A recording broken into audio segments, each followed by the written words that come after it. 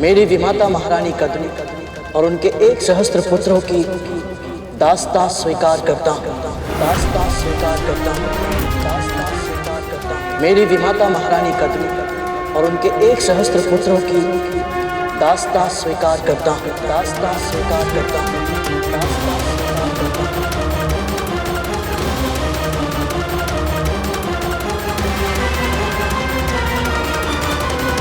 महारानी, ये धागा इनकी कलाई में बांध दीजिए।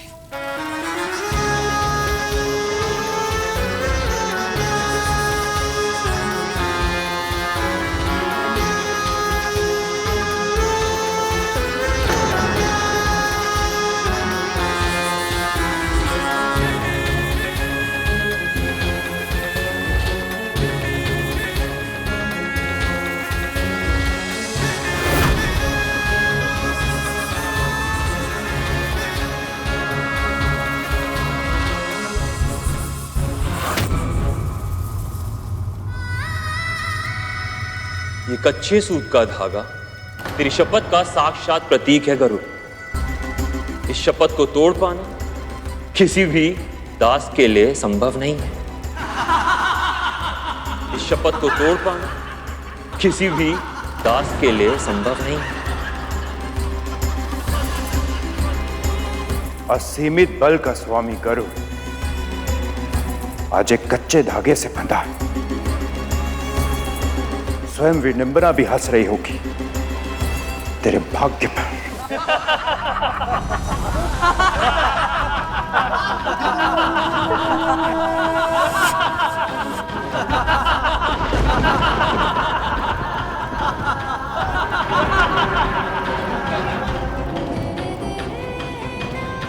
हे परम प्रभु विष्णु, मुझे शक्ति दीजिए कि मैं अपनी माँ के मुख से निकले हर वचन को पूरी श्रद्धा से निभा पाऊं।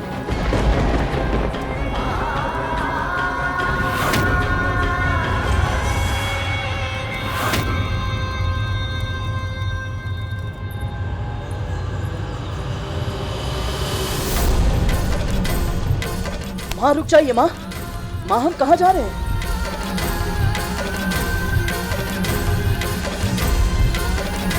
माँ माँ रुक जाइए माँ। आपको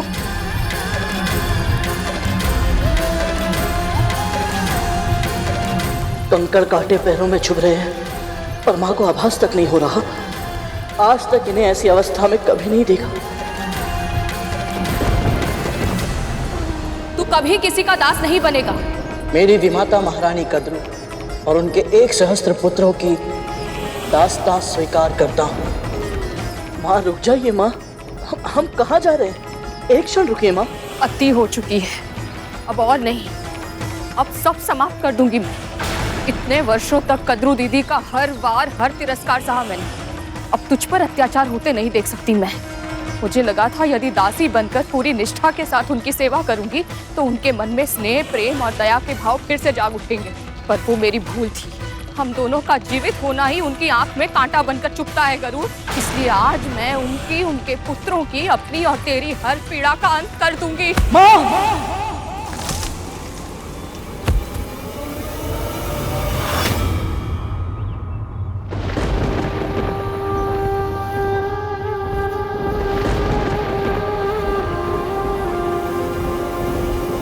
ये क्या कर रही हैं?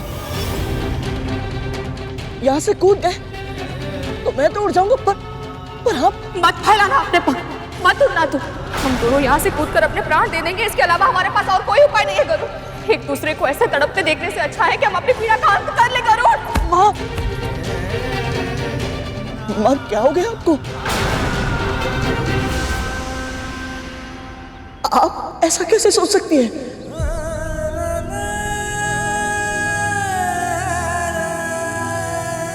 माँ आपको संतुलन साधना आता है।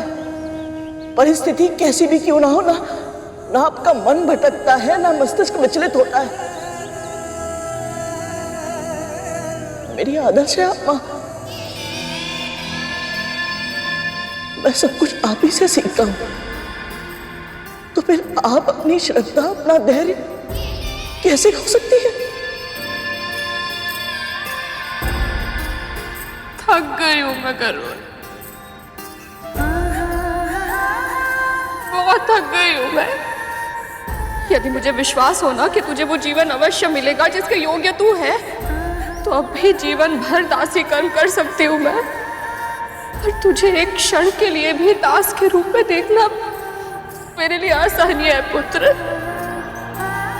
तू बोलना मुझे, हाँ, मेरे प्रभु श्री विष्णु वो मुझसे इतना क्रोधित क्यों है? वो मेरी पुकार क्यों नहीं सुन रहे? तू बता मुझे।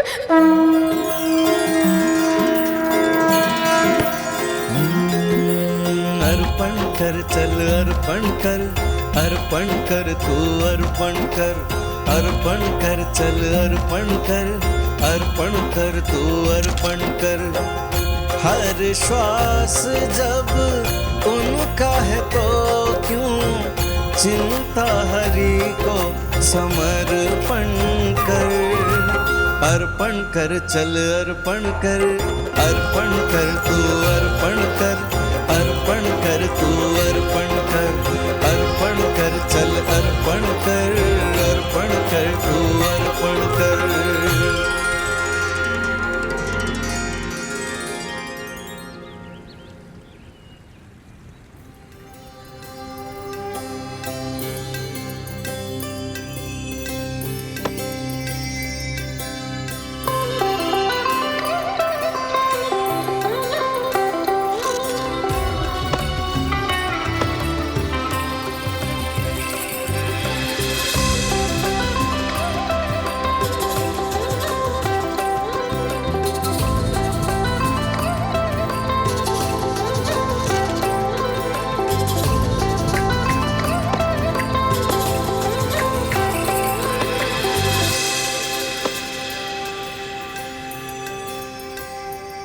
लो, तुम दोनों भी प्रसाद ले लो।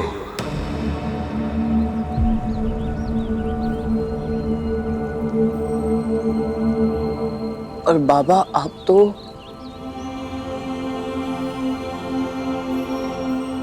आपको कैसे पता चला कि हम दोनों यहाँ हैं?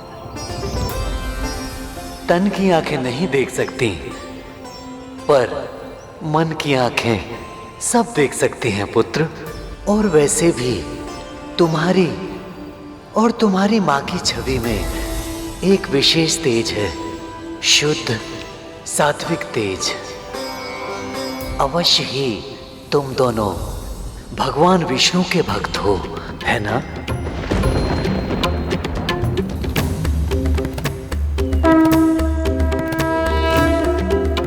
क्या हुआ?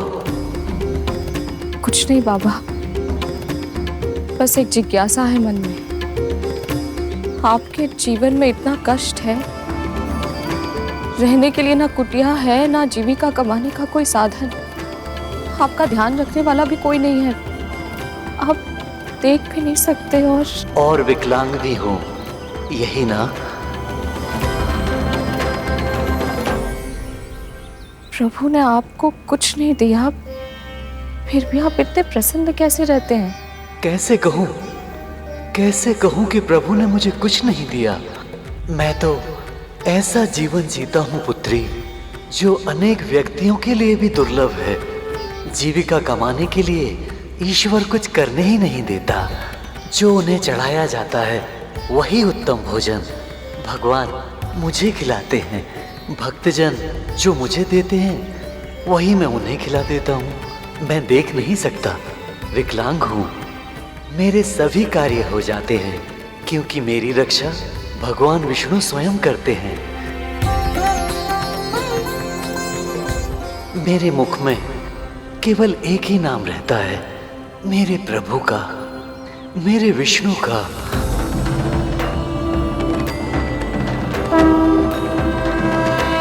इससे अधिक उत्तम एक भक्त के लिए और क्या हो सकता है? लो, प्रसाद का सेवन करो और भगवान विष्णु का पूजन करो।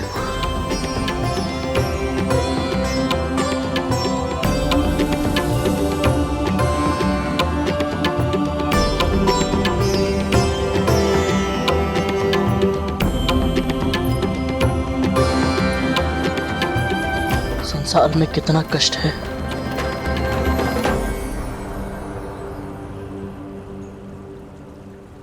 और हमारा कष्ट कितना कम है।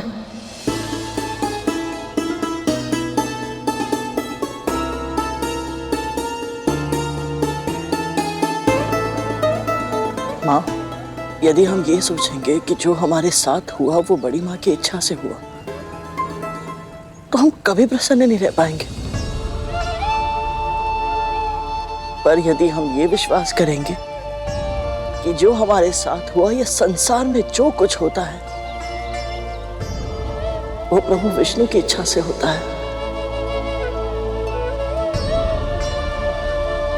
तो हम सदैव प्रसन्न रहेंगे माँ। हमें दुखी रहने का कोई कारण ही नहीं मिलेगा। सही कहा ना माँ?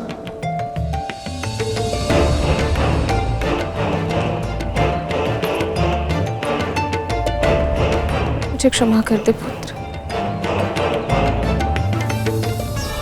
मेरा विश्वास डगमगा गया था, भूल गई थी कि मेरे प्रभु की लीला अपरंपार है। ये जो करते हैं इसमें कोई ना कोई उद्देश्य अवश्य छुपा होता है।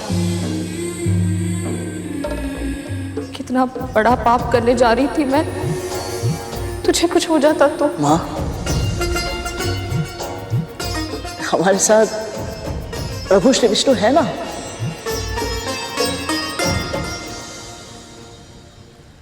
और वो हमारे साथ है माँ, सदैव। और प्रभु अपने भक्तों के साथ कभी कुछ अनुचित नहीं होने देंगे।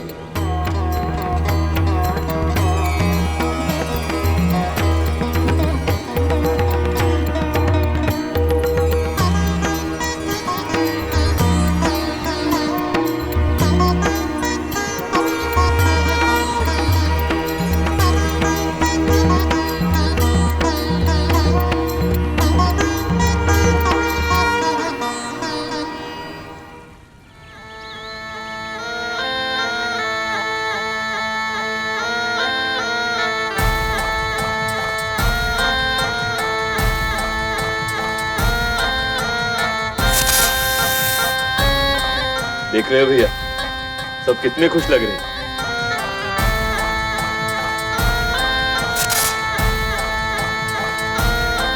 एक बात बता, मुझे इतनी प्रसन्नता तो तुम सबके जन्म के समय भी नहीं हुई थी जितनी आज उस करुण को दास बनाकर हो रही है। स्वाभाविक है, गरुड़ हमारे अस्तित्व के लिए संकट बन गया था और आपने उसे अपना दास बनाकर अपने चरणों तले रौंद दिया। ऐसे में प्रसन्न होना तो उचित है माँ। हाँ माँ, भैया सही कह रहे हैं। पर मेरी प्रसन्नता केवल इसलिए नहीं है कि वो शत्रु हमारा दास बन गया है, इसलिए भी है कि तुम सबको सत्ता के शिखर पर देखने के लिए जो सपना मैंने देखा था अब वो सत्य होने वाला है। गरुड़ नाम का संकट टल गया है, इसलिए हमारा अगला लक्ष्य होगा देवताओं और दानवों को पराजित करके तुम सबकी श्रेष्ठता को सिद्ध करना।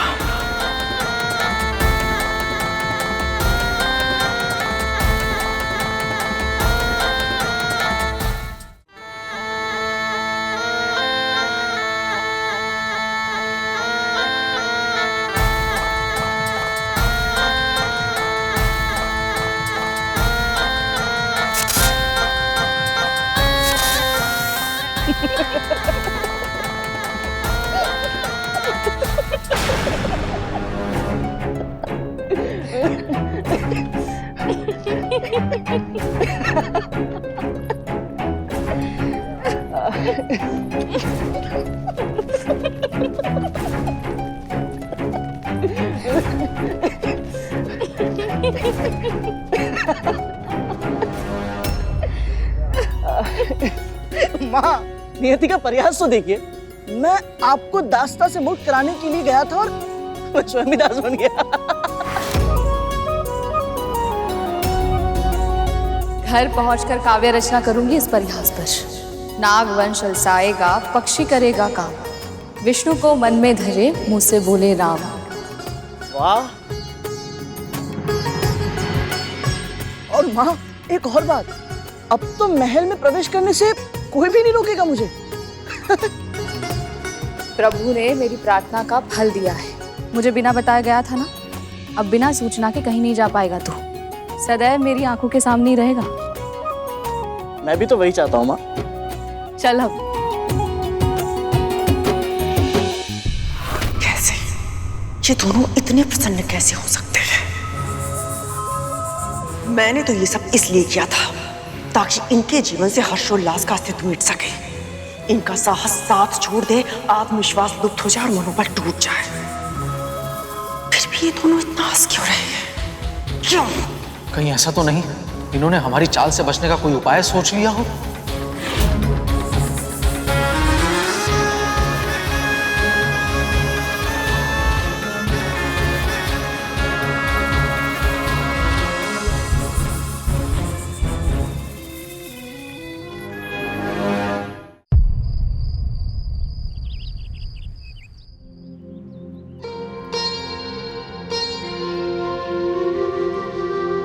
कराग्रे वस्ते लक्ष्मी कर मध्ये सरस्वती कर मूले तु गोविंद प्रभाते कर दर्शनम।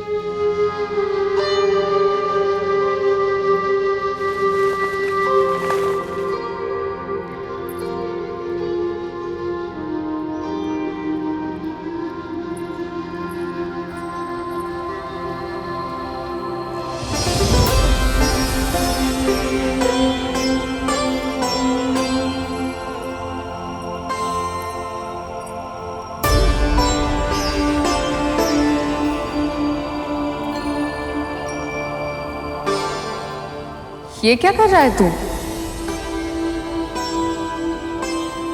अरुण भैया को हृदय से लगा। आप भी लगाइए ना, बहुत अच्छा लगेगा। आइए।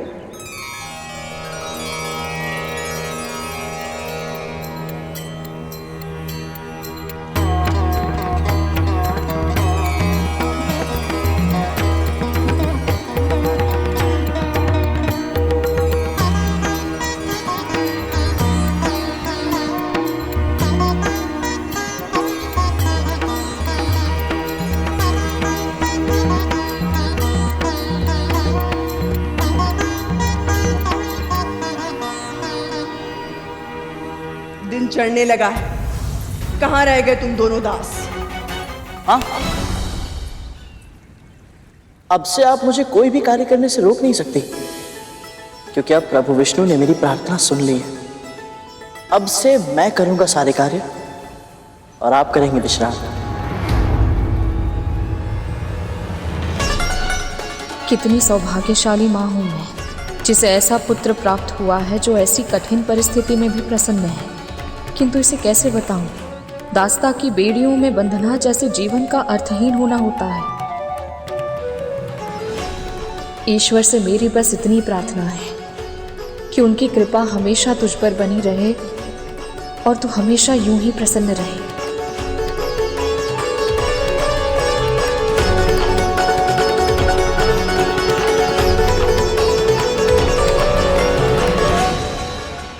पक्षीराज गरुड़ के साहस भरे कारनामे देखने के लिए चैनल को सब्सक्राइब करें और साथ ही बेल आइकॉन दबाना न भूलें।